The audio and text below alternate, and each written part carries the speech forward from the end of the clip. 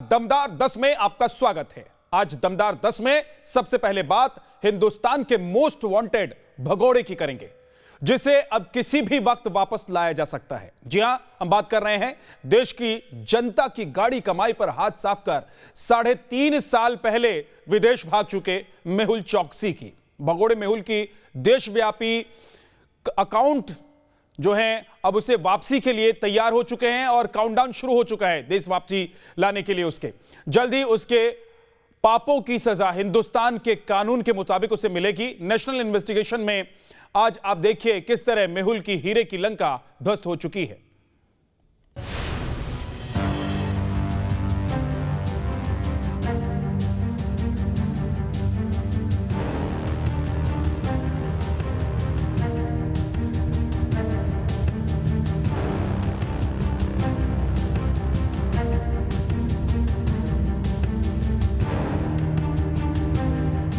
दिल्ली से 13,375 किलोमीटर दूर देश के सुरक्षा एजेंसियों का शुरू हो चुका है सीक्रेट ऑपरेशन। ये ऑपरेशन है उस घोटालेबाज के खिलाफ जिसने हिंदुस्तानियों के खून पसीने की कमाई का 50-100 करोड़ नहीं बल्कि 14,000 करोड़ लेकर 7 समंदर पार अपना ठिकाना बना लिया था।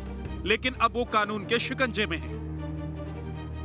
आज हम आपको दिखाएंगे किस तरह न्यू इंडिया ने घोटालेबाज मेहुल चौकसी के हीरो की लंका को ध्वस्त कर दिया।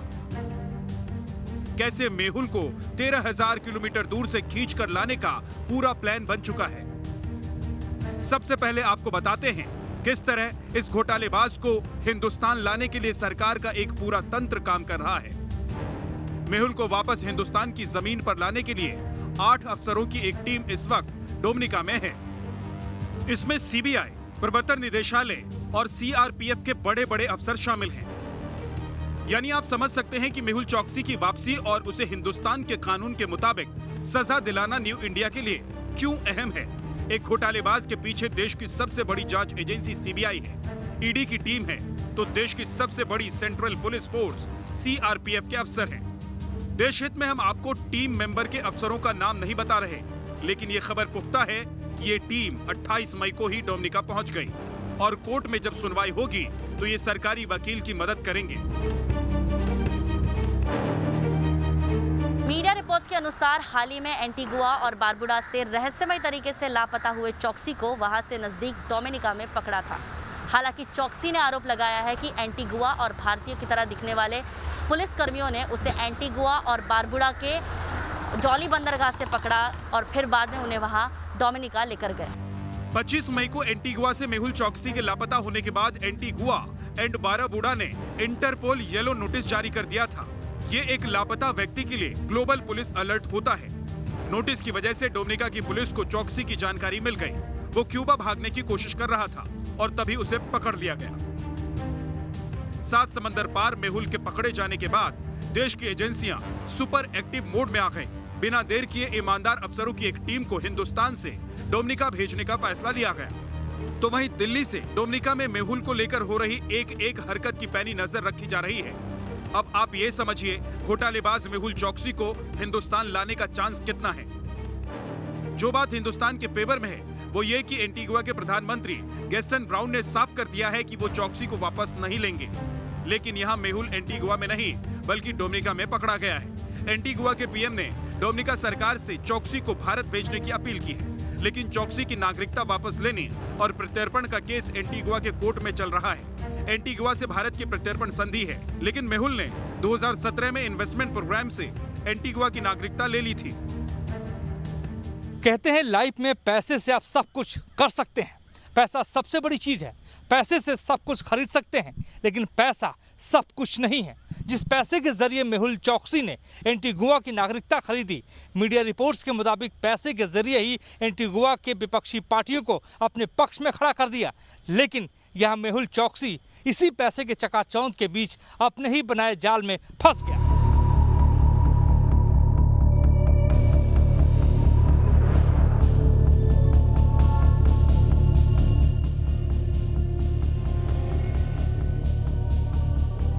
मेहुल चौकसी के एंटीगुआ और बारबुडा से रहस्यमय रूप से गायब होने की वजह जिस प्रेमिका को बताया जा रहा है, उसकी तस्वीरें सोशल मीडिया पर वायरल हो रही हैं। बताया जा रहा है कि मेहुल चौकसी कैरेबियाई मूल की इस बबारा जराबिका को डिनर करवाने या फिर उसके साथ गुड टाइम स्पेंड करने के लिए नाव से डोमिनिका ले गया था।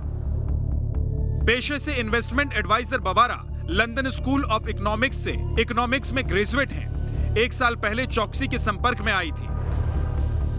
मेहुल और बबारा की गुपचुप मुलाकातें धीरे धीरे प्यार में बदलने लगी थी।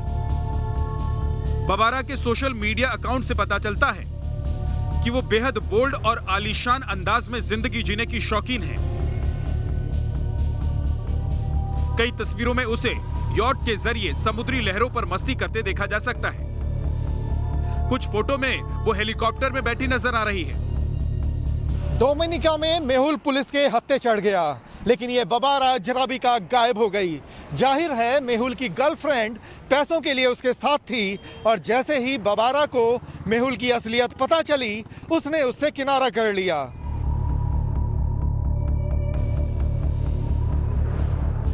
पंजाब नेशनल बैंक नहीं, हिंदुस्तान के मेहनतकश लोगों के पैसों को पानी की तरह बहाने वाले मेहुल के पाप का घड़ा भर चुका है। उसे 135 करोड़ हिंदुस्तानियों की ऐसी आह लगी है जिसे आप इन तस्वीरों को देखकर समझ सकते हैं। सूजी हुई आंखें इतनी लाल जैसे बुरी तरह पिटाई हुई है। हाथों पर स्याह निशान मानो डंडों से जमकर खबर ली गई हो। पैर के अंगूठे के नाखून ने ऐसा रंग बदला मानो उखाड़ने की कोशिश की गई हो।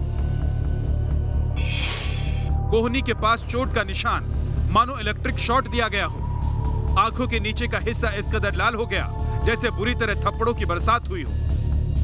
हिंदुस्तानियों की खून पसीने की कमाई का 13,500 करोड़ रुपए लेकर फरार होने वाले मेहुल चौकसी का हाल बेहाल है। 5 स्टार होटल में वक्त गुजारने वाला शख्स डोमिनिका के सलाखों के पीछे तड़प रहा है, रो रहा है, बेहाल है। सलाखों के पीछे इस घोटालेबाज के साथ जो सुलूक हो रहा है। मेहुल के वकील का दावा है कि उसके मुवक्किल के शरीर पर चोट के जो निशान दिख रहे हैं, इस तरह की चोट पिटाई होने और इलेक्ट्रिक शॉक देने पर ही दिखते हैं। मेहुल चौकसी के वकील विजय अग्रवाल का दावा है कि चोट की वजह से चौकसी को डोमिनिका के अस्पताल में भर्ती कराया गया है। मेडिकल सेंटर में बेड पर पड़ा चौकसी अपने दर्द के साथ साथ अपनी करतूतों पर भी आंसू बहा रहा है।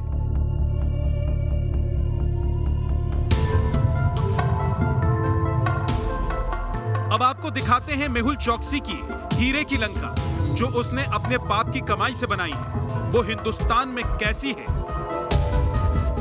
यह है देश की आर्थिक राजधानी के सबसे पॉश इलाके साउथ मुंबई का गोकुल बिल्डिंग। यहाँ के 9वें और 10वें फ्लोर पर देश के इस मोस्ट वांटेड घोटालेबाज का डुप्लेक्स फ्लैट है। 40 करोड़ की कीमत से ज्यादा का सी फेसिंग ये फ्लैट 2018 से पहले मेहुल चौकसी का ठिकाना था, लेकिन आज इस घर के बाहर लगा है नोटिस का अंबार। SBI, ICICI, ED, income tax department से लेकर ऐसी तमाम एजेंसियों की ओर से जारी ये नोटिस है जो उसके फ्लैट के बाहर चस्पा है। आप गिन नहीं पाएंगे कितने नोटिस हैं। नोटिस बोर्ड पर जगह नहीं तो उससे ज्यादा नोटिस जमीन पर पड़े हैं। ये चीख चीख कर बता रहे हैं कि मेहुल कितना शातिर था। आज देश की तमाम एजेंसियों को उसकी तलाश है। जब news nation reporter Pankaj Mishra Gokul building के इस फ्लैट के सामने पहुंचे तो वो भी नोटिस देकर हैरान रह गए। जिस मेहुल चौकसी की तलाश देश की तमाम जांच एजेंसियों को थी, जिस मेहुल चौकसी का इंतजार आज भी हमारे देश के सभी बैंकों का है, वो मेहुल चौकसी मुंबई में 2018 से पहले कैसे एक आलीशान जिंदगी जीता था, ये बताने के लिए हम आपको उसी बिल्डिंग में लेकर आए हैं जहां मेहुल चौकसी का घर है। मुंबई के वालकेश्वर के गोकुल बिल्डिंग में इस वक्त हम मौजूद हैं। मेहुल चौकसी का घर 9वें और 10वें फ्लोर पर है। ये डुप्लेक्स अपार्टमेंट है और आपको हम उस फ्लैट के दरवाजे की तस्वीर दिखा रहे हैं। फिलहाल आप देख सकते हैं दरवाजे पर पूरी तरह से बैंकों का, ईडी का, सीबीआई की तरफ से जो नोटिस लगाई गई है वो आपको दिखाई दे रही होगी। दरवाज़ों के साथ साथ नीचे भी पूरा कूड़ा बना हुआ है। 2018 से ही लगातार बैंकों की तरफ से और तमाम जो एजेंसियां हैं उनकी तरफ से यहाँ पर नोटिस चिपकाए जा रहे हैं। लेकिन हम आपको बता रहे हैं इस दरवाजे के पीछे की कहानी। आपको बता दें कि इस दरवाजे के पीछे एक 6000 स्क्वायर फीट का घर है, जहां मेहुल चौकसी 2018 से पहले एक आलीशान जिंदगी जीता था। 40 करोड़ का ये फ्लैट है, ड्यूप्लेक्स अपार्टमेंट है, सी फेसिंग अपार्टमेंट है, यानी कि जैसे ही आप फ्लैट का विंडो खोलेंगे, खिड़की खोलेंगे तो आपको सामने अरब सागर दिखाई देगा। कहीं ना कहीं एक आलीशान ज़िंदगी मेहुल चौकसी मुंबई में जीता था, लेकिन उसने कभी नहीं सोचा होगा कि उसका जो ये कारनामा है, जिस तरह से उसने बैंकों के साथ फ्रॉड किया है, वो एक दिन इस तरह से फंस जाएगा कि वो देश छोड़ने के बाद दर दर भटकता फिरेगा। देश के बैंकों को करीब 14,000 करोड़ का चूना लगाने के बाद मेहुल चौकसी जनवरी 2018 में हिंदुस्तान से बाहर भाग गया और पिछले करीब 1200 दिनों से इस फ्लैट में इसी तरह ताला लगा हुआ है। मेहुल ने हीरे के कारोबार में बैंक के पैसे से हीरे की लंका खड़ी कर दी, लेकिन जब बैंकों ने पैसे मांगे तो भाग खड़ा हुआ, लेकिन अब उसका बचना मुश्किल है। इस वक्त की हालात को देखते हुए ये लगता है कि मेहुल चौकसी का इंडिया के कानून से बचना बहुत मुश्किल है। इन हालातों में मेहुल चौकसी का भारत आना तय है।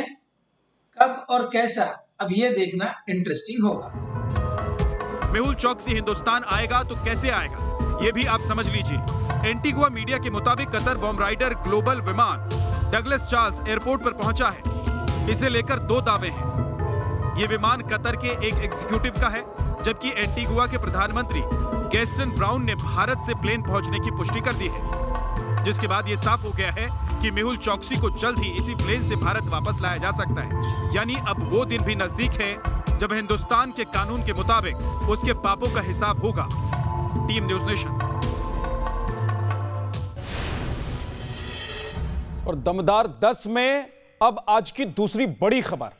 कोरोना की तीसरी लहर के आने की अटकलों के बीच अब वैक्सीनेशन को लेकर जोर शोर से कोशिशें शुरू हो गई हैं। वैक्सीन की किल्लत के बीच आज स्वास्थ्य मंत्रालय ने एक बार फिर कहा कि इस साल दिसंबर तक देश में सभी लोगों का वैक्सीनेशन हो जाएगा। लेकिन क्या यह इतना आसान है? क्योंकि गांवों से जो तस्वीरें सामने आ रही हैं वो अच्छी नहीं हैं। तमाम जागरूकता अभियानों के बाद भी गांवों में वैक्सीनेशन की रफ्तार सुस्त है। ग्रामीण इलाकों में लोग टीका लगवाने से भाग रहे हैं। लोग वैक्सीन से दूर रहने के लिए तरह तरह के बहाने बना रहे हैं। आपको खराब सुई दे रहा है, आपको ये लगा चलबे कर रहा है तो हमने मर रहा है। सुइया लेने वाला काहे मर रहा है सर? सुइया लेता है कोरोना वाला गया, आदत दे देता है ज्वर वाला। तो गांव के लोग बहुत डरे हुए हैं, गांव के लोग बहुत डरे हुए हैं। मुश्किल है, इंजेक्शन लगे, कोई भी नहीं लगवाए। कोरोना का डर तो है, लेकिन कंफ्यूजन भी बहुत है। वायरस की दहशत तो है, मगर गलतफहमियां भी कम नहीं। कोरोना की तीसरी लहर के खतरे को देखते हुए इस वक्त पूरा फोकस वैक्सीनेशन पर है।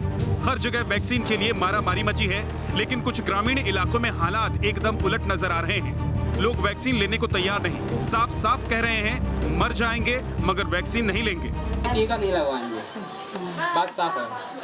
टीका कोई नहीं लगवाएंगे। जहर की सुई है, टीका जहर की सुई है। लगवाए हैं कि नहीं लगवाए तो ना ही है लगवाए हुए तो हाँ लगवाए न लगवाए। जितने मुंह उतनी बातें, उतने ही भ्रम और उतनी ही अफवाहें। सवाल यह है कि ग्रामीण इलाकों में लोग वैक्सीन क्यों नहीं लेना चाहते? वैक्सीन न लेने के लिए लोग क्या क्या बहाने बना रहे हैं, हमने इसकी पड़ताल की। आइए आपको सबसे पहले बिहार ले चलते हैं, जहां ग्रामीण इलाकों में टीकाकरण को लेकर अजीब सी स्थिति है। ये है तिरसिया गांव। जी हाँ, ये गांव राघोपुर विधानसभा क्षेत्र में पड़ता है। हम मौजूद हैं इस वक्त महात्मा गांधी सेतु पुल के नीचे। ये गांव बसा हुआ है वहाँ पर, और यहाँ पर तमाम ग्रामीण मौजूद हैं। इनसे हम ये जानने की कोशिश करेंगे कि जिस कोरोना संक्रमण की बात हो रही है कि वो गांव-गांव बिहार में फैला, इनके गांव में क्या स्थिति है? आपके यहाँ क्या स्थिति है? यहाँ तो कोरोना के कोई भी जांच पड़ताल नहीं, ना कोई टीकाकरण है, कुछ भी नहीं है। तस्वीरों में देखा जा सकता है कोरोना को लेकर लोग किस हद तक लापरवाह हैं। यहाँ किसी के मुंह पर मास्क नहीं है। जब हमने गांव वालों से टीके पर बात की तो वैक्सीन न लगवाने के लिए बहानेबाजी का सिलसिला शुरू हो गया। जिसको मंजूर है वो लेते हैं, जिसको नहीं मंजूर पड़ता वो नहीं लेते हैं। नहीं क्यों मंजूर होता है? वही अब अथी से सुइये से ज्यादा आदमी मर रहा है, तो इसीलिए नहीं ले रहा है। कौन सुई से क्यों डर? डर है कि एगो दूगो कांड नहीं, बहुत कांड हो गया कि सुइया लेने वाला मर गया अधिकतर। कैसे हो सकता है कि कोरोना का जांच उन लोगों ने नहीं करवाया होगा और पॉजिटिव होगा और सुई ले लिया होगा? हाँ, यही समस्या है। तो फिर तो लोग सुई लेते ही नहीं है अब? डर से नहीं ले रहे हैं, मौत हो जा रही है। मौत हो जा रही है। कितना लोग ऐसा होगा जो सुई लिया और उसका मौत हो गया होगा आपके गाँव में? हाँ, 50 से ऊपर। इतना आदमी तो नहीं मरा होगा? हाँ, मरा सुइया लेने वाला मरा है सर। सुना आपने, वैक्सीन न लेने के पीछे यह मौत का डर है। और यह हाल सिर्फ बिहार का नहीं है, आपको यूपी के कानपुर देहात लेकर चलते हैं। आपने टीका लगवाया वैक्सीन कोरोना? नहीं लगवाया। क्यों नहीं लगवाया? नहीं लगवाया, मरना है का। ये हैं अस्तिया गांव में रहने वाले बकरुद्दीन। 1000 की आबादी वाला ये गांव मुस्लिम बहुल है और गांव में अधिकतर लोग बकरुद्दीन जैसे ही सोच रखते हैं। एक दहशत फैली हुई है और जो मेरे 2-4-6 लोग मिलने वाले हैं गांव के जिन्होंने वैक्सीन लगाई है, या वो तो डिप्रेशन से मर गए या वैक्सीन से मर गए, जिससे भी मर गए हो, लेकिन नाम वैक्सीन का हो रहा है। बताया जा रहा है कि गांव में वैक्सीन लगाने के लिए हेल्थ विभाग की जो टीम आई थी उसे वापस बैरंग लौटना पड़ा। लोगों ने वैक्सीन के कारण मौत का बहाना बनाया, मगर इसके पीछे सच्चाई क्या है ये देश के बड़े डॉक्टर से सुनिए। इतने पिछले लगभग 6 महीने के जो एक्सपीरियंस रहा है उसमें वैक्सीन काफ़ी सेफ है। एम्स में लगभग 50,000 डोज लग चुके हैं और यहाँ पर अभी तक किसी की भी डेथ रिपोर्टेड नहीं है, एवं कुछ माइल्ड रिएक्शंस हुई हैं। तो उसके लिए आधे घंटे ऑब्जर्वेशन का प्रावधान है, जिसके लिए आधे घंटे आपको वैक्सीनेशन सेंटर पर रखा जाता है ऑब्जर्वेशन के लिए। उसके बाद आप घर जाते हैं, आप बिल्कुल सेफ रहते हैं। सुना आपने, अपने मन का भ्रम हटाइए, वैक्सीन से मौत का डर भगाइए और अफवाहों से दूर रहिए। दरअसल टीके को लेकर सोशल मीडिया के जरिए भी काफी भ्रम फैलाया जा रहा है। इस वक्त आप जम्मू के बड़गाम की तस्वीर देख रहे हैं, जहां ग्रामीण इलाके में लोग सिर्फ इसलिए वैक्सीन लेने से इनकार कर रहे हैं क्योंकि उनमें भ्रम है कि टीका लगने के 2 महीने के अंदर उनकी मौत हो जाएगी। प्रॉब्लम ये है कि जो सोशल मीडिया में एक गलत खबरों का बाजार गर्म था, लोगों ने उसको सीरियसली लिया और खासकर गांव के जो लोग हैं वो वैक्सीनेशन से दूर रह रहे हैं, नहीं मान रहे। और ये जो चैलेंज है, ये बहुत बड़ा चैलेंज है इन लोगों के लिए। लोग सहमे हुए हैं, वो हेजिटेट करते हैं, नहीं आते हैं सामने वैक्सीन करने के लिए। उनको खदशात है अपनी जगह पर कहीं हमको कोई बीमा ऐसा मामला पेश ना आया जिससे हमारी जो ज़िंदगी खराब हो जाएगी।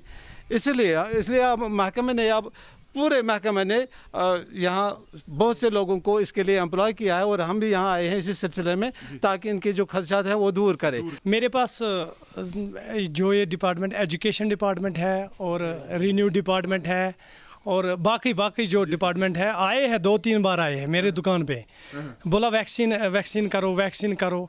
मैंने बोला नहीं, मैं वैक्सीन नहीं करूँगा क्योंकि इससे प्रॉब्लम होती है। बोला क्या प्रॉब्लम होती है? मैंने इनको दिखाया, मोबाइल में पेपर पे छपा था कुछ ऑफर, सोशल मीडिया ने इसको हाईलाइट किया है, ये प्रॉब्लम है, वो प्रॉब्लम है, इससे प्रॉब्लम हो जाएगी। लोग डरे हुए हैं, इसीलिए हम वैक्सीन नहीं करने वाले हैं। ऐसी अफवाह उड़ी थी कि 2 साल बाद मर जाएंगे, ऐसी अफवाह भी उड़ी कि 2 महीने के बाद में डेथ हो जाएगी। लेकिन अब जब हमारे पास में जनवरी से लेकर अभी तक का एक्सपीरियंस है, तो उसमें हमारे यहाँ के एम्स के हेल्थ केयर वर्कर्स से सबने जनवरी, फरवरी, मार्च में तो वैक्सीन लगवाई ली थी। सभी लोग बिल्कुल सुरक्षित हैं, ठीक है। पिछले 6 महीने में यहाँ पर कोई डेथ नहीं है। लोगों को ये समझना होगा कि वैक्सीन ही कोरोना से लड़ाई की आखिरी और सबसे शक्तिशाली हथियार है। जितनी जल्दी वैक्सीन ले लें उतना अच्छा होगा। कोरोना वैक्सीन को लेकर कई तरह की अफवाहें गर्म हैं। ग्रामीण इलाकों में तो वैक्सीनेशन से बचने के लिए इसे जहर की सुई करार देने से भी बाज नहीं आ रहे हैं लोग। तब न मर रहा है, सुइया लेने वाला काहे मर रहा है सर? सुइया लेता है, कोरोना वाला गया आधा दे देता है, जहर वाला तो वायलेंस से मर। जहर वाला सुई कैसे दे देगा? तो टीका है, तो सरकारें न जानेंगे, हम क्या जानेंगे? मतलब जहर आपको लग रहा है जहर दे रहा है सर? तो क्या जानेंगे हम? अच्छा, संख्या कम आने के लिए जहर वाला टीका दे रहा है। भाई देखिए, जितनी मुंह उतनी बातें, और इनको समझा पाना और इनसे समझ पाना दोनों मुश्किल है। जहर भरे टीके का जो अफवाह या फिर बहाना बिहार में है, यूपी के कई इलाकों में भी ठीक इसी तरह की बहानेबाजी है। प्रयागराज के मऊ आइमा की इन तस्वीरों को देखिए। हेल्थ डिपार्टमेंट से आई महिला कार्यकर्ताओं की टीम जब यहाँ आई तो गांव के एक किराने की दुकान से एक शख्स बाहर आता है और टीकाकरण से इनकार करते हुए कहता है कि इसमें जहर भरा है। एक ही टीका के बारे में हम लोग बताते हैं, टीका लगवाने चले। नहीं, टीका नहीं लगवाएंगे, बात साफ है। टीका कोई नहीं लगवाएंगे। काहे भैया नहीं लगवाना बस और क्या। अरे का दिक्कत हम लोग टीका जहर की सुई है, टीका जहर की सुई है। जहर की सुई हम लोग तो लगवाए भैया, हम लोग तो कुछ नहीं कुछ लगाते हैं, कुछ लगाते हैं। थोड़ा सर्दी जुकाम होता है वो जब से लगवाए नहीं। हमारे यहाँ कुछ नहीं है, सर्दी जुकाम होगा कुछ नहीं है, ईश्वर की दया है बहुत। हाँ, हमारा गाँव सुरक्षित है। सवाल यही है कि गांव में ये अफवाह आखिर कौन फैला रहा है? जीवन देने वाली वैक्सीन पर मौत की मुहर कौन लगाने पर तुला है? टीके में जहर की सुई है, तो ऐसा अगर होता तो अभी तक 21 करोड़ डोज जैसे कि भारतवर्ष में लग चुका है अभी तक, तो बहुत बड़ा तक बवाल हो चुका होता। तो ऐसा कुछ भी नहीं है कि टीके में जहर है। टीका सेफ है और साइंटिफिकली प्रूवन है, उसके सारे इंग्रेडिएंट्स साइंटिफिकली स्टडीड है, सेफ है। गांव में टीकाकरण के लिए जो भी टीमें भेजी जा रही हैं, वहां उनके सामने यही बहाना बनाया जा रहा है कि गांव में कोरोना नहीं पहुंचा है। हम गांव वाले सब सुरक्षित है, हम क्यों टीका लगाए सर? हम तो सुरक्षित है। आए तो बोले कोई जबरदस्ती, मैडम भी आई तहसीलदार, तो कोई जबरदस्ती नहीं करके जबरदस्ती हम लगा रहे, नहीं लगा रहे। हम सुरक्षित है, रहे हमारे घर में रहेंगे, हमारा गाँव हमारे घर में रहेंगे हम। हालांकि सच्चाई इसके ठीक उलट है। गांव में लोग टेस्टिंग से कतरा रहे हैं और जानबूझकर अनजान बने हुए हैं। अब गांव में कोरोना का कहर ज्यादा देखने को मिल रहा है और तीसरी लहर की शुरुआत की बात भी गांव से ही कही जा रही है। ये भी कहना गलत है कि गांव में नहीं है, गांव में नहीं है, गांव में 100% गया है। ये एक होस्ट होता है, वायरस नया होस्ट ढूंढता है। पहले मेट्रोपॉलिटन सिटीज में आया, फिर गांव में गया। ऐसा कुछ नहीं है कि गांव में नहीं होगा। कुछ गांव वालों में ये भी भ्रम है कि गांव के लिए भेजा जाने वाला टीका शहर में दिए जाने वाले वैक्सीन की तुलना में खराब है। तो है नहीं, लोग तो देश भर में टीका ले रहे हैं, प्रधानमंत्री ले रहे हैं, मुख्यमंत्री ले रहे हैं, मंत्री ले रहे हैं। तो सुइया नहीं मना, गरीब के मोड़े वाला सुइया जहरी से सुइया देवे तो 2-4 महीना के बाद में जहर के सुइया सुई दे रहा आपको, खराब सुई दे रहा आप लोग को, ये वही चलबे कर रहा है। जबकि हकीकत ये है कि गांव हो या शहर, दोनों ही जगह फिलहाल कोविशील्ड और कोवैक्सीन दोनों में से कोई एक वैक्सीन लगवाने का विकल्प है। ये ministry of health and family welfare ministry ने ये बोला गया है, खासकर बोला गया है कि सबको एक तरह की वैक्सीन लगी है, चाहे वो गांव में है, चाहे शहर में है, कोई अमीर है या गरीब है, सबको एक तरह की वैक्सीन दी जाएगी। ऐसा कुछ नहीं है। ये देखा गया है बड़े जिनके पास बड़ी आदमी है उनके पास अच्छी वैक्सीन लग रही है और जो गरीब है उनके लिए खराब वैक्सीन लगी है। बिल्कुल गलत है। वैक्सीन न लगवाने के लिए बहानेबाजी में कई ग्रामीण इलाकों में अमीर गरीब का अंतर भी देखने को मिल रहा है। यूपी में कानपुर के उमरिया गांव में जब न्यूज नेशन की टीम ने गांव वालों से बात की तो उसमें से कई ने अमीर गरीब के लिए अलग अलग वैक्सीन होने का बहाना बनाया। बहुत से लोगों के दिलों में अफवाह भरी है, दहशत भरी है, इसकी वजह से वैसे इंजेक्शन आ रहे हैं सरकारी अस्पतालों, मतलब कुछ लोगों के, बड़े लोगों के अच्छे इंजेक्शन लग रहे हैं, गरीबों को मतलब थोड़े वैसे हट के इंजेक्शन लग रहे हैं। इसकी वजह से लोगों के दिलों में ज़्यादा दहशतें भरी हैं, तो जनता लगवाना नहीं चाहती है। शहर में जो कोविड की वैक्सीन लग रही है वो जिस लैब से बनी है, वो जहाँ पे वैलिडेट हुई है, उन्हीं जगह से ही अप्रूव होके और उन्हीं जगह से बन के ही गांव में पहुंच रही है। पूरा सप्लाई चेन बहुत अच्छे से मेंटेन हो रहा है इस समय। तो ऐसा कुछ नहीं कि गांव में जो वैक्सीन है वो डिफरेंट है, शहर की वैक्सीन डिफरेंट है। कई इलाकों से इस तरह की भी खबरें आ रही हैं कि महिलाओं में इस बात का डर है कि अगर वो कोरोना का टीका लगवाएंगी तो बांझपन का शिकार हो जाएंगी। ये बहाना बिल्कुल बेतुका लेकिन गंभीर है। सवाल यह है कि टीके से बांझपन की अफवाह आखिर कौन फैला रहा है, क्योंकि ये बेहद संवेदनशील मामला है। इसलिए इस मुद्दे पर डॉक्टर क्या कहते हैं ये भी जानना जरूरी है। सुनिए। कोई बांझ नहीं होता, ये एक गलत चीज फैलाई गई है जो गांव में फैलाई गई है और कुछ जगह पे जितने भी शहर में है, शहर में भी फैलाई गई है। कोई इंपोर्टेंस नहीं होती, कोई बांझ नहीं होता। कोरोना से मरने वालों में यकीनन कुछ ऐसे केस भी हैं जिन्होंने वैक्सीन की दोनों डोज ली थी, फिर भी उनकी मौत हो गई। अब ग्रामीण इलाकों में लोग सबसे ज्यादा यही बहाना बना रहे हैं कि अगर वैक्सीन लगने के बाद बड़े डॉक्टर नहीं बचा पाए तो हम कैसे बचेंगे। ये सच है कि कई लोग ऐसे हैं जो वैक्सीन की दोनों डोज लेने के बाद भी बच नहीं पाए। देश के मशहूर डॉक्टर के अग्रवाल के साथ भी ऐसा ही हुआ। लेकिन आपको ये समझना होगा कि ऐसे केस की संख्या बेहद कम है। वैक्सीन लेने के बाद भी लोगों की मौत हो रही है, तो इसको आप इस चीज़ से कंपेयर कर सकते हैं कि आप जब रोड पे निकलते हैं, बाइक चलाते हैं या टू व्हीलर चलाते हो, हेलमेट लगाते हैं, तो हेलमेट लगाने के बाद भी अगर एक्सीडेंट होता है तो डेथ हो सकती है, एक्सीडेंट हो सकता है। तो उसका ये मतलब कतई नहीं है कि अगर हेलमेट लगाने के बाद भी लोग मर रहे हैं तो हम हेलमेट लगाना बंद कर देंगे। हमें अगर जितनी हमारी डेथ की रिस्क है या सीवियर डिसीज की रिस्क है उसको कम करने में वैक्सीन हेल्प कर रही है तो हमें उसके लिए वैक्सीन लेना है। इन तस्वीरों को देखकर आप अंदाजा लगा सकते हैं कि गांव में टीकाकरण को लेकर किस तरह की दिक्कतें सामने आ रही हैं। इसके बाद अब सरकारों ने बड़े पैमाने पर जागरूकता अभियान चलाया है, जिसमें गांवों में निगरानी समिति बनाकर बाकायदा मॉनिटरिंग की जा रही है। इस वक्त पूरा देश कोरोना को हराने का संकल्प ले रहा है, लेकिन दूसरी ओर कुछ गांवों के लोगों को ना तो मास्क पर भरोसा है और ना ही वो वैक्सीन लगवाने को तैयार नजर आते हैं। टीके की बात पर तो कई तरह के बहाने बनाते हैं। वैक्सीन लगाने वाले तो वैक्सीन लगा के चले जाते हैं, उनको वायरल 2 दिन बाद आता है, फिर उनका कोई ट्रीटमेंट नहीं करता है। जब वो ट्रीटमेंट नहीं करता है तो वो डिप्रेशन से चले जाते हैं या उनको मेडिसिन नहीं मिलती, उससे मर जाते हैं। तो टीम लगाने आए वो पूरी जिम्मेदारी ले कि कम से कम मैं 8-10 दिन तक उनका ख्याल रखूंगा, उनको देखूंगा। अगर उनको बुखार आता है तो मैं ट्रीटमेंट करूंगा। अगर वो ऐसा नहीं कर सकते हैं तो मैं तो गाँव के लोगों से भी कहूँगा कि नहीं, वैक्सीन मत लगाइए। कोरोना का इतना कहर देखने के बावजूद आज भी कई गांवों के लोग स्वास्थ्य विभाग की टीम को देखकर दरवाजे बंद कर लेते हैं, उनका तिरस्कार करते हैं। वैक्सीनेशन के लिए कोई नहीं आता और मजबूर होकर स्वास्थ्य विभाग की टीम बैरंग लौट जाती है। टीका लगवाएं दादा, कोरोना वाला टीका लगवाएं आप।